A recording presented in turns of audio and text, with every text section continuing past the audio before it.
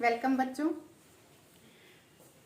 हम लोग चैप्टर 3 अभी कर रहे हैं और लास्ट लेक्चर में आपने देखा कि किस तरह से हम लोग एल्जेब्राइकली लीनियर इक्वेशंस का जो पेयर हों अगर उनको कैसे सॉल्व कर सकते हैं। दोनों तरीके आपने देखे कि सब्स्टिट्यूशन से कैसे कर सकते हैं और एलिमिनेशन से कैसे कर सकते हैं, है ना। तो दोनों तरीके आपके देखे हुए हैं। आपको जो अच्छा लगे और जो आसान लगे उससे आप काम कर सकते हैं। अगर एग्ज़ाम में ये पूछा जाए, ये कहा जाए कि आप एलिमिनेशन का मेथड यूज़ कीजिए या सब्स्टिट्यूशन का, तब आपको वो मेथड यूज़ करना चाहिए। नहीं तो आप कोई भी मेथड दोनों में से यूज़ कर सकते हैं जो आपको अच्छा लगे। अभी इस चैप्टर में एक टॉपिक बचा हुआ है लास्ट, और उसको जनरली वर्ड प्रॉब्लम कहते हैं। और बच्चे जनरली बहुत घबराते हैं वर्ड प्रॉब्लम का नाम सुन के, क्योंकि सीधे सीधे इक्वेशंस हों उनको सॉल्व करना आसान होता है, लेकिन अगर वर्ड्स में वही बातें लिखी हुई हों तो लैंग्वेज बदल जाती है। तो उस लैंग्वेज से इतना आदमी फेमिलियर नहीं होता है कि बहुत आसानी से उसको समझ सके और आगे काम कर सके। तो ये क्या है कि जब हमारे सामने कोई वर्ड प्रॉब्लम आता है तो वो किसी लैंग्वेज में लिखा रहता है, जनरली इंग्लिश में लिखा होगा, है ना। और हमको काम करना है असल में किसमें, मैथमेटिक्स में। तो जब तक कि हम उस लैंग्वेज को अपने हिसाब से चेंज नहीं करेंगे तब तक हम काम आगे नहीं कर सकते हैं। मतलब कि आप इस तरह से समझ सकते हैं कि सीधा सीधा ये ट्रांसलेशन है, इंग्लिश लैंग्वेज से मैथमेटिकल लैंग्वेज में ट्रांसलेट करना प्रॉब्लम को, और उसके बाद उसको आगे बढ़ाना। तो जब ट्रांसलेट करना है तो आपको पता है कि आपने बचपन में बहुत सारे ट्रांसलेशन किए होंगे, translate into English, translate into Hindi, English से हिंदी, हिंदी से इंग्लिश, है ना। तो ये ट्रांसलेशंस सही कब होते हैं, जबकि हमको दोनों लैंग्वेजेस की ठीक ठीक जानकारी हो। एक लैंग्वेज में क्या कहा गया है उसको हम ठीक ठीक समझ सकें, और दूसरे लैंग्वेज के रूल्स क्या हैं उसके अनुसार हम उसको कन्वर्ट कर सकें, दैट इज ट्रांसलेशन। तो यहाँ भी हमको सेम काम करना है। हमको एक सवाल दिया जाएगा और वो उसमें कोई स्टोरी होगी, छोटी सी कंडीशंस होंगे, ये ऐसा है वैसा है वैसा है, उसकी उम्र उतनी थी पहले, अभी इतनी है ना, या बाद में इतनी हो जाएगी। तो कभी पेरीमीटर से रिलेटेड, एरिया से रिलेटेड, है ना, कभी टाइम से रिलेटेड, कभी वर्क से रिलेटेड। तो इस तरह के जो रोज़मर्रा की ज़िंदगी से जुड़े हुए सवाल हैं, उस तरह की सिचुएशंस हमको दी जाती हैं और हमसे अपेक्षा की जाती है कि इन सिचुएशंस को हम मैथमेटिकल टर्म्स में कन्वर्ट कर सकें, क्योंकि जब तक कन्वर्ट नहीं करेंगे तब तक हम आगे उसको बढ़ा नहीं सकते हैं, कैलकुलेशन नहीं कर सकते हैं और सॉल्यूशन नहीं कर सकते हैं, है ना। और तब हम ये नहीं बता सकते हैं कि अगर ऐसा ऐसा ऐसा कंडीशन है तो इसका कितना वैल्यू होना चाहिए व उसका कितना वैल्यू होना चाहिए। तो इसलिए ये ट्रांसलेशन सही सही हो, इसके लिए ज़रूरी है कि हम पहले वाले जो लैंग्वेज है उसको भी हम ठीक से समझें, है ना, और जिसमें हमको कन्वर्ट करना है उसके भी हमको सभी राज मालूम हो। तो हम ठीक ठीक अगर एज इट इज़ हमने कन्वर्ट कर दिया तो कोई फिर बात ही नहीं है कि हमारा गलत हो जाए, है ना। ठीक ठीक इक्वेशन बन जाएगा हमारा। कैसे बनेगा, तो जो चीज़ें आपको कही जा रही हैं लैंग्वेज में उसमें अननोन क्वांटिटीज हैं, वही आपको निकालना है। तो अननोन क्वांटिटीज में जो हैं वो वेरिएबल्स में चेंज हो जाएंगी, और जो उससे रिलेटेड नॉन क्वांटिटीज हैं वो नंबर्स में नंबर्स हो जाएंगे, और फिर उनके बीच में मैथमेटिकल ऑपरेशंस आ जाएंगे। तो ये सब मिला जुला करके एक बहुत सुंदर स्ट्रक्चर बन जाएगा आपका जाना पहचाना, जिसको कि आप आसानी से सॉल्व कर पाएंगे। ठीक है, तो इसलिए कोई घबराने की बात नहीं है। अभी देखिए ये पहला सवाल लेते हैं, ये पेरीमीटर से रिलेटेड है। देखिए, half the perimeter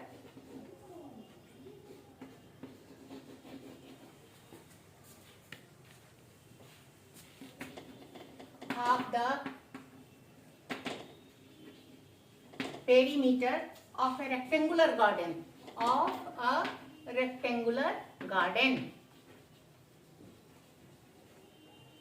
whose length is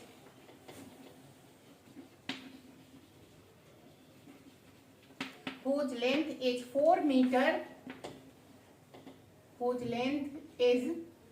meter, more than its width is 36 meter. Find the dimensions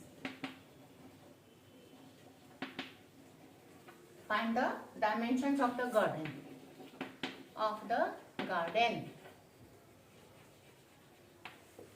देखिए ये जो सवाल है इसमें क्या क्या बातें कही गई हैं। 2 इंफॉर्मेशंस आपको दिए गए हैं और 2 क्वांटिटीज के बारे में आपसे पूछा जा रहा है। तो क्या क्या इंफॉर्मेशन दिए गए हैं? ये एक रेक्टेंगुलर गार्डन है और उसका जो पेरीमीटर है उसका हाफ ऑफ द पेरीमीटर वो कितना है? 36 है। देखिए half the perimeter of a rectangular garden is 36। यहाँ पे ये दूसरा इंफॉर्मेशन बीच में घुसा हुआ है। तो half the perimeter of a rectangular garden is 36 metre. तो कैसा रेक्टेंगुलर गार्डन है कि whose length is 4 metre more than its width. उसकी जो लंबाई है वो उसकी चौड़ाई से 4 मीटर ज्यादा है ना। तो find the dimensions of the garden. देखिए डायमेंशंस पूछे गए। यहाँ डायमेंशंस क्या है? लेंथ एंड ब्रेथ, ठीक है ना। तो ये दोनों जो हमको निकालने हैं, लेंथ कितना और ब्रेथ कितना, ये हमारे डायमेंशंस हो गए, ठीक है। तो ये दोनों हमको पता करना है।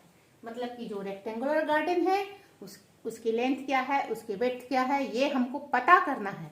और पता करने के सिलसिले में हमको जो सहायता, जो हेल्प के लिए इंफॉर्मेशन दिया गया है वो क्या क्या है? वो 2 इंफॉर्मेशन दिए हुए हैं। पहला कि जो रेक्टेंगल है उसके पेरीमीटर का हाफ 36 है, एक ये इंफॉर्मेशन। दूसरा कि जो रेक्टेंगल है उसकी लेंथ जो है वो विड्थ से 4 मीटर ज्यादा है। तो पूछ रहा है लेंथ क्या है, विड्थ क्या है, ठीक है।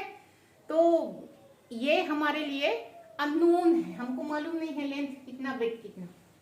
तो इसलिए हम इनको एज वेरिएबल मान लेंगे, ठीक है। तो let the length be x metre,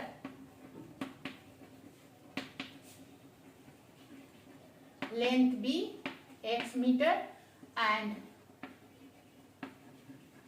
width be y metre, है ना। दोनों 2 वेरिएबल हमने इंट्रोड्यूस कर दिए, एक लेंथ के लिए और एक विड्थ के लिए, ठीक है। और अब इनकी मदद से हम सारा ताना बाना यहाँ पे बुनेंगे। देखिए तो हाफ द पेरीमीटर कहता है, तो पहले ये बताइए कि पेरीमीटर ऑफ ए रेक्टेंगल क्या होता है?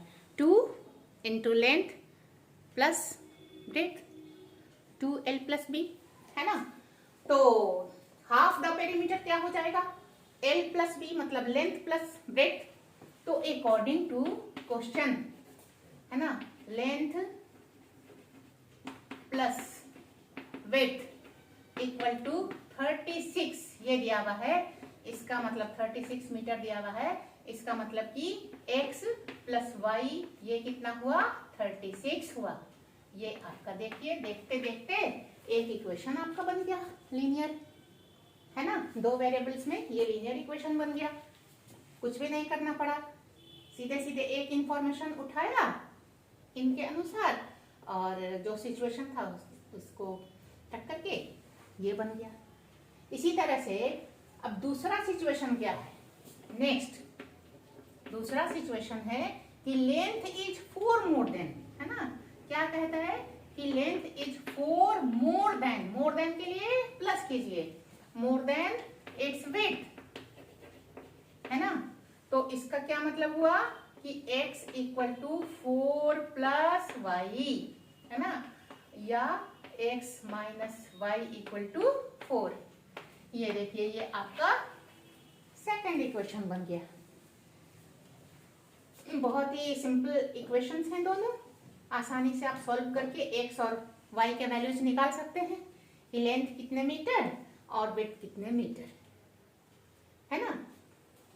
तो पहले जो इंफॉर्मेशन दिए हुए हैं उनको ठीक से पहचानिए कि ये इंफॉर्मेशन हमको दिया हुआ है ना। जो पूछा जा रहा है तो उसको आप वेरिएबल मानिए x एंड y है ना, और वेरिएबल के टर्म्स में इंफॉर्मेशन को सेट कीजिए इधर, तो आपके इक्वेशंस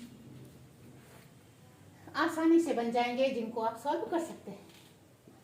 ठीक है, तो ये एक इस तरह का सवाल हो गया। इसके बाद एक देखिए फ्रैक्शन से रिलेटेड सवाल हम बताते हैं, इसको देखिएगा। ये सब सवाल काफी अच्छे होते हैं और पूछे जाते हैं। If we add 1 to the numerator and subtract 1 from the denominator, 1 from the denominator, a fraction reduces to 1। Fraction, देखिए फ्रैक्शन की बात यहाँ पे की जा रही है। Fraction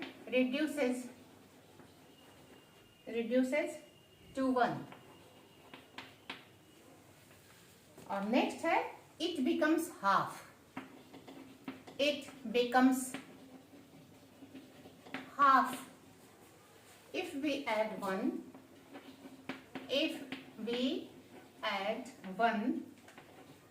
to the denominator only, find the fraction,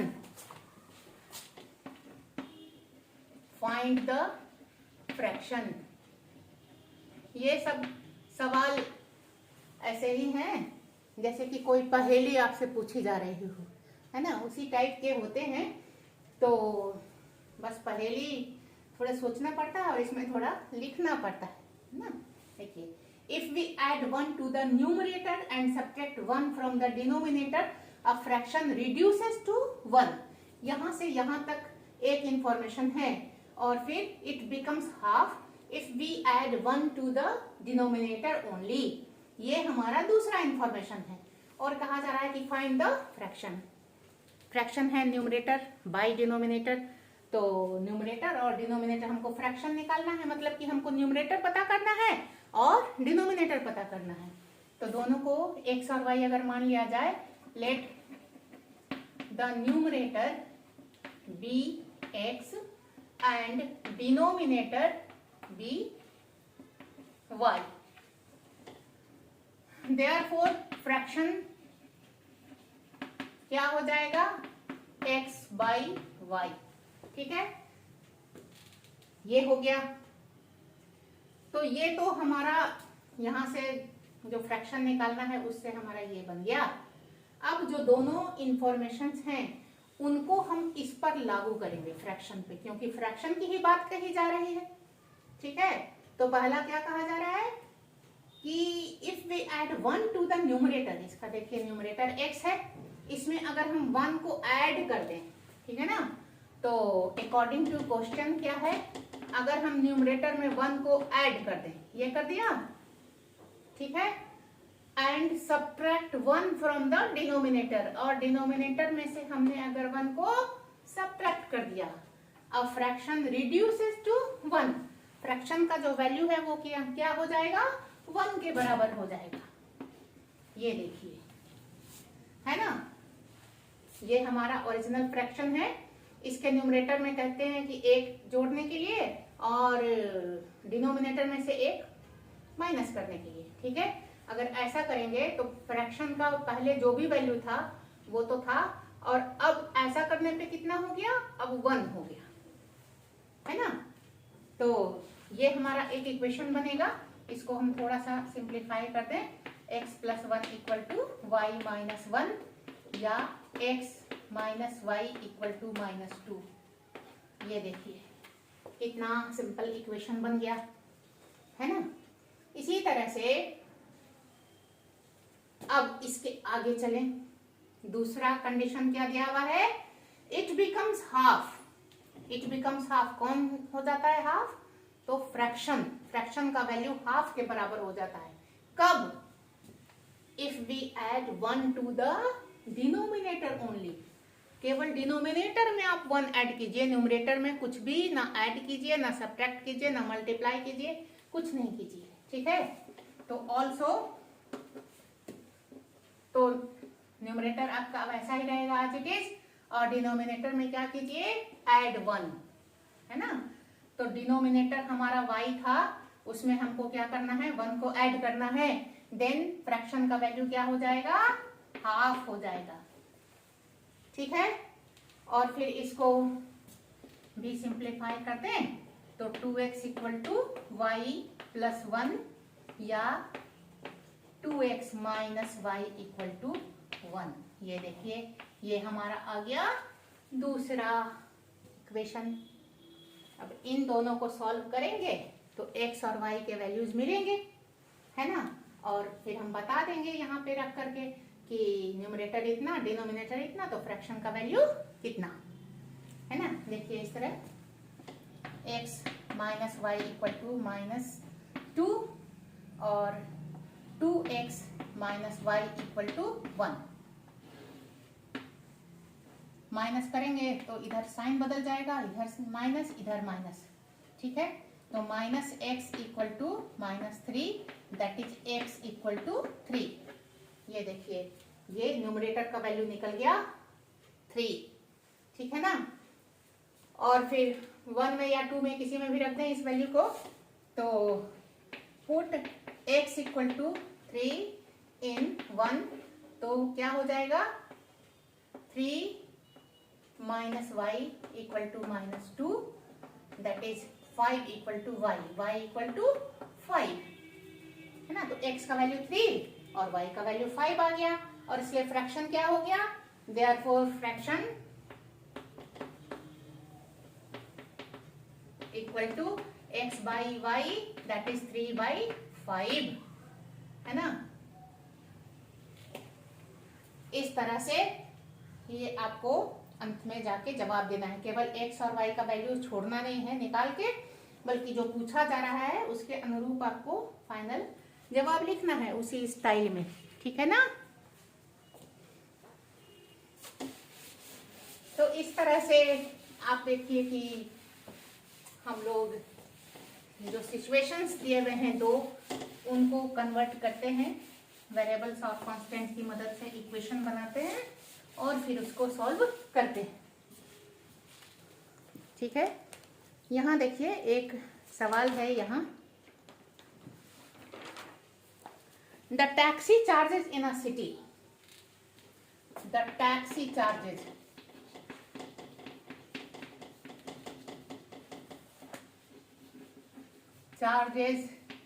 in a city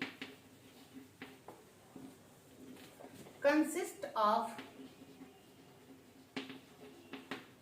a fixed charge together with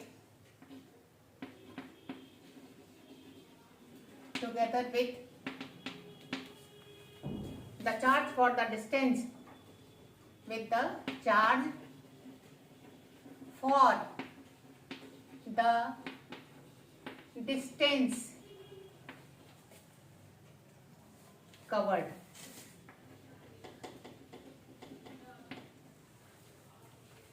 ठीक है, the taxi charges in a city consist of a fixed charge together with the charge for the distance covered. आगे क्या है, आगे है कि for a distance of 10 kilometre, for a distance of 10 kilometre the charge paid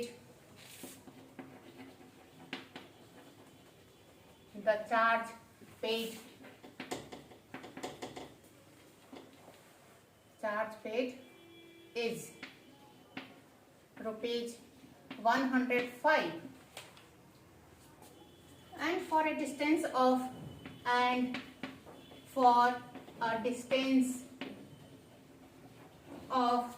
15 kilometer, it is 155. It is rupees 155. Find the fixed charge and the charge per kilometer. Find the fixed charge and the charge per kilometer.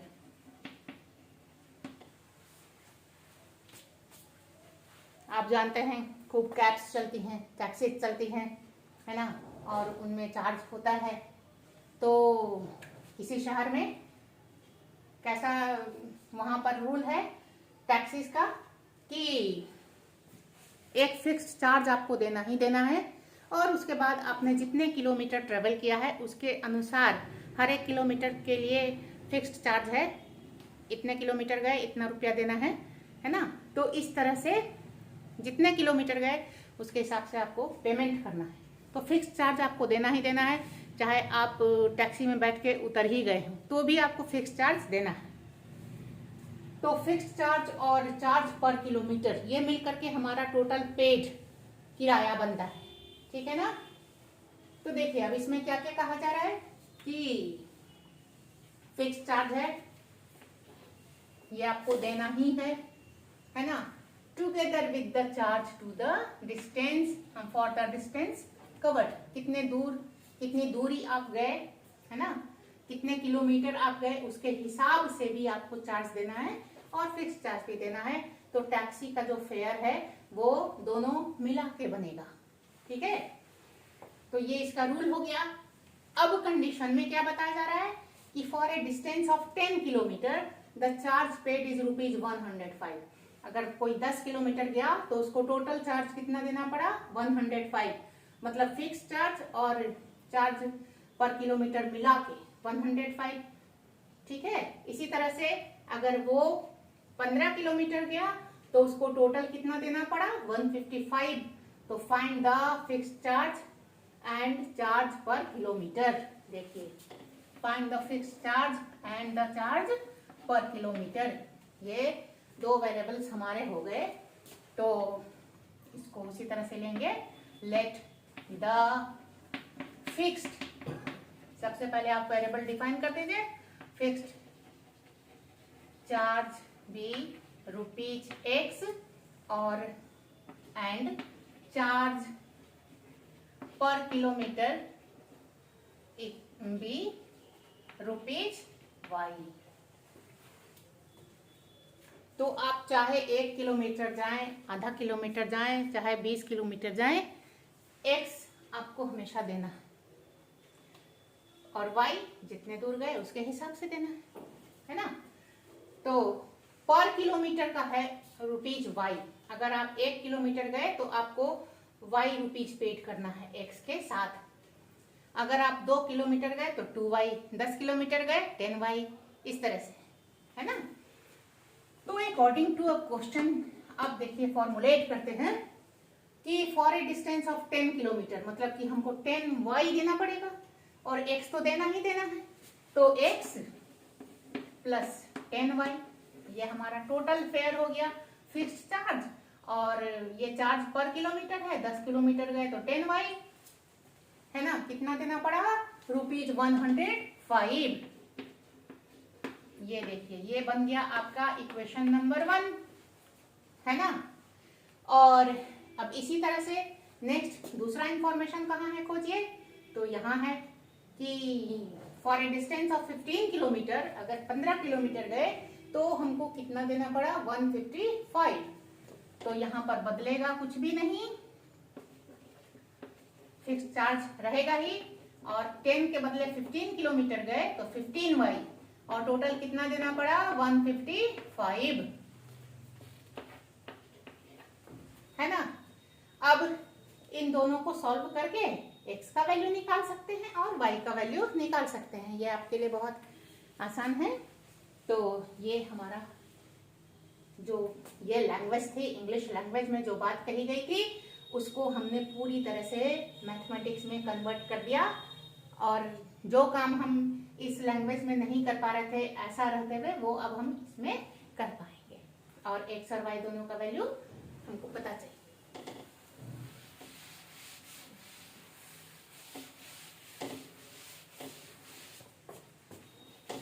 एक और सवाल आगे देखते हैं।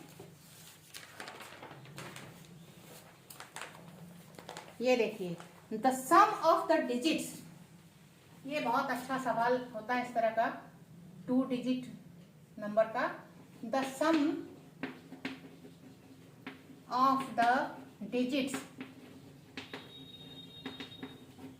Of a 2 digit number, of a 2 digit number is 9.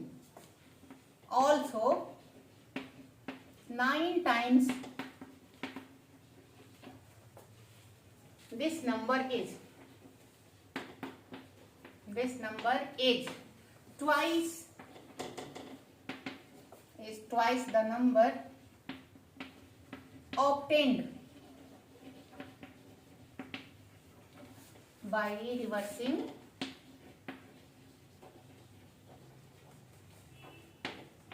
the order of the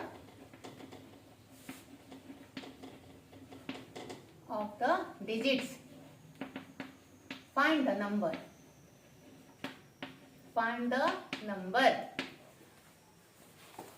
देखिए ये जो सवाल है ये कैसा है, इसमें एक 2 डिजिट के नंबर की चर्चा की जा रही है।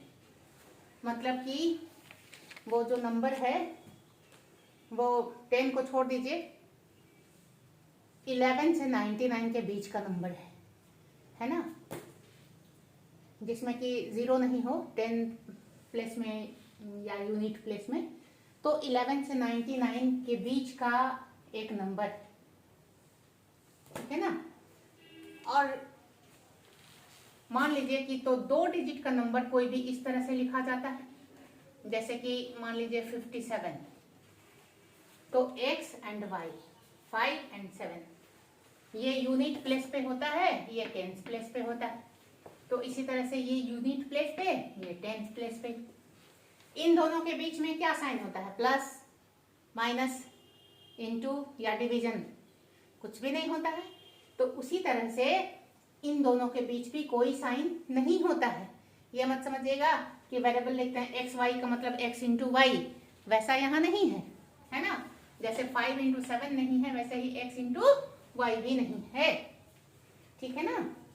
तो ये अब कहता है कि सम ऑफ द डिजिट्स, मतलब कि सम कर दीजिए दोनों डिजिट्स को। अगर हम सम कर दें तो क्या मिलता है,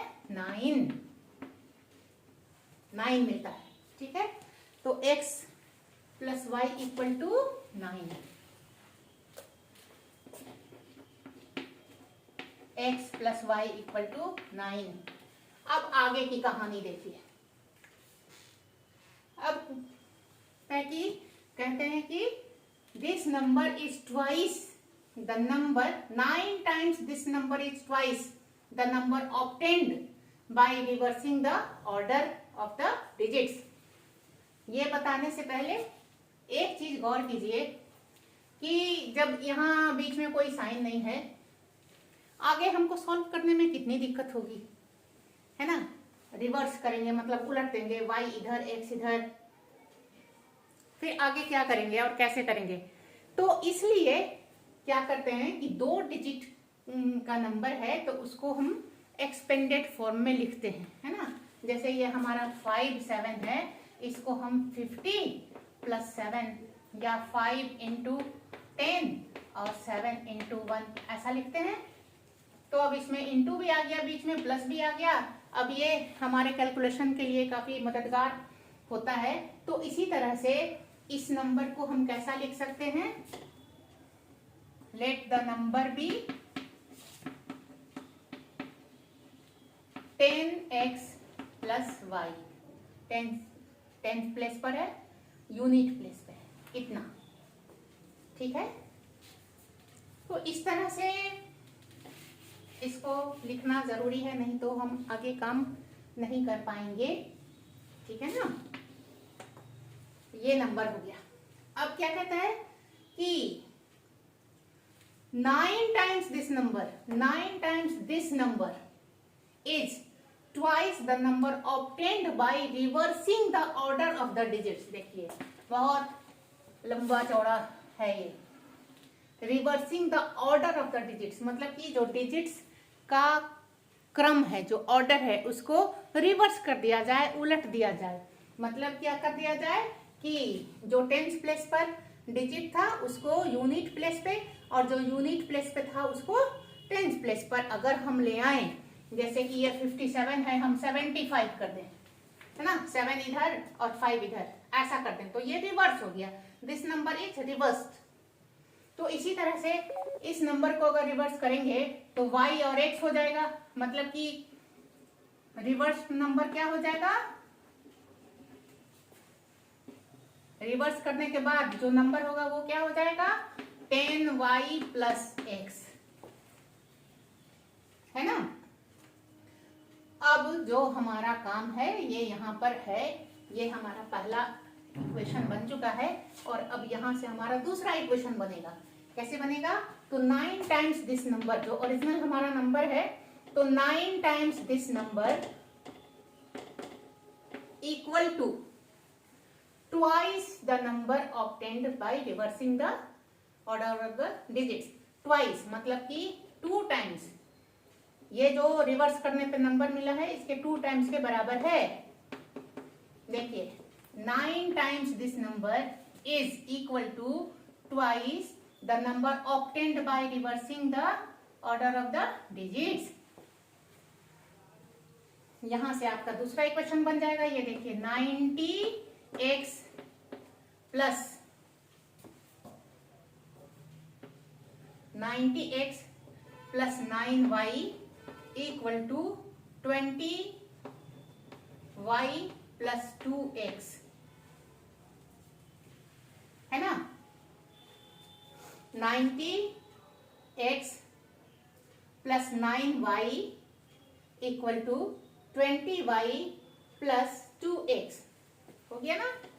अब x को एक साथ कर दीजिए तो इधर आके 88x, और y को एक साथ कर दीजिए तो 11y इक्वल टू 0, या 8x equal to y। 8x equal to y, ये हमारा दूसरा इक्वेशन बन गया। 8x इक्वल टू y, ये पहला बना और ये दूसरा बना। x का वैल्यू यहां से उठा के यहां रख सकते हैं, या y का वैल्यू यहां से उठा के यहां रख सकते हैं, है ना। तो फ्रॉम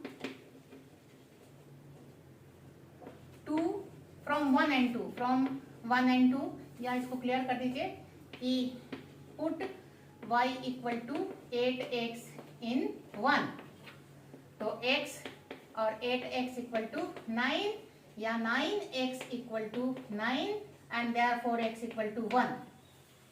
तो x इक्वल टू 1 और 8x equal to y, therefore y equal to 8, है ना, y इक्वल टू 8। अब आपका नंबर क्या था, नंबर ये था नंबर, तो therefore number equal to x y, ऐसा लिख सकते हैं, या ऐसे भी लिख सकते हैं कि नंबर जो है हमारा इस फॉर्म में अगर लिख दीजिए तो 10x प्लस वाई मतलब 10 into 1 plus y that is 18। ठीक है, तो इस तरह से ठीक अगर इसको स्थिरता से पढ़ा जाए और उसको ठीक सेट किया जाए यहाँ पे, तो उसके बाद इक्वेशंस तो आसान रहते हैं, उनको सॉल्व करना आसान है। तो मुख्य जो बात है वो यही है कि यहाँ पर जो हम सेट करते हैं ये सेटिंग, और फिर ये इक्वेशन का फॉर्मेशन, ये हमारा बिल्कुल सही हो। और इसके बाद आप अगर डाउट है आपको तो आप चेक भी कर सकते हैं, जो सिचुएशंस कह रहा है उसके अनुसार जो एक्स और वाई का वैल्यू आया है, अगर ऐसा ऐसा हम इस सिचुएशन में रखें तो जो रिजल्ट कह रहा है वो आ रहा है या नहीं आ रहा है ना। तो इन सवालों में ये तो बात ज़रूर है कि थोड़ी प्रैक्टिस की ज़रूरत होती है और थोड़ी समझदारी की भी ज़रूरत होती है। और पूरा सवाल पढ़ के उसके बाद पहले पूरा सवाल पढ़िए, फिर उसको पार्ट पार्ट पढ़िए। जो कुछ पूछा जा रहा है, दो चीज़ें पूछी जाएंगी, दोनों को आप एज वेरिएबल डिफाइन कर दीजिए और उसके बाद आपको खोजिएगा। हर एक सवाल में आपको दो कंडीशंस दिए हुए रहेंगी, दोनों कंडीशंस का यूज करके हमको दो इक्वेशंस बनाने हैं और अगर इक्वेशन बन गए तो फिर आगे का काम काफ़ी आसान है।